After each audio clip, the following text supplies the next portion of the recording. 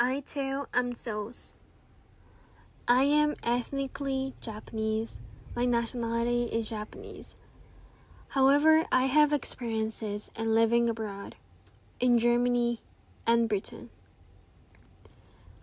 I moved to Germany in 2013, then to the UK in 2016, and finally enrolled in Waseda University Affiliated High School in 2019.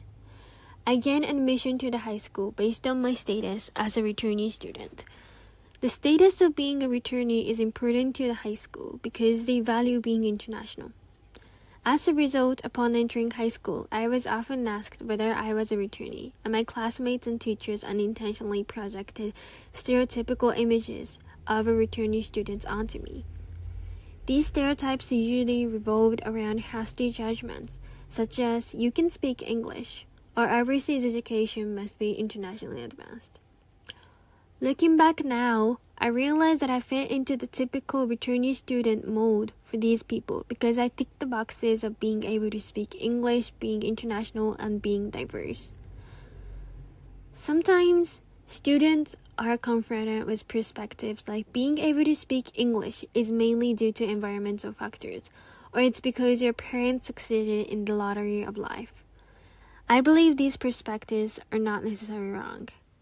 Indeed, if I haven't had overseas experience, I probably wouldn't be able to speak English.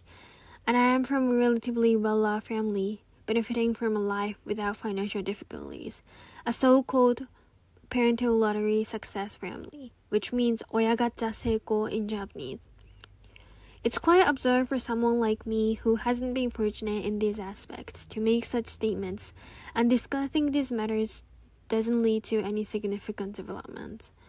However, in Seoul, there are only people like this. People who grew up in privileged families, received sufficient English education, and were exposed to an international environment thanks to their parents. While not everyone fits this description, I might also be guilty of stereotyping those students.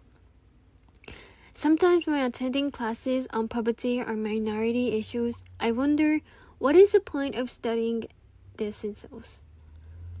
How can we achieve any meaningful development by thinking about underprivileged individuals within a community filled with privileged people? I grapple with these contradictions daily while attending SOS classes. Many SOS students are very sociable, outgoing, and above all, have a high level of English proficiency. They deviate from the typical image of a Japanese person, which might be quiet or calm. I've heard of friends in other departments that SOS students are extroverted and intimidating. I think that for introverted and passive individuals like me, SOS students, who don't fit into predefined molds can be intimidating. It's because they are free-spirited individuals and at times they become objects of envy, and all for people like me who haven't lived within a predefined model. However, it doesn't mean that I shouldn't fit into any mold. While I may occasionally feel envious, it's important to gradually transform myself into the optimal version of who I aspire to be.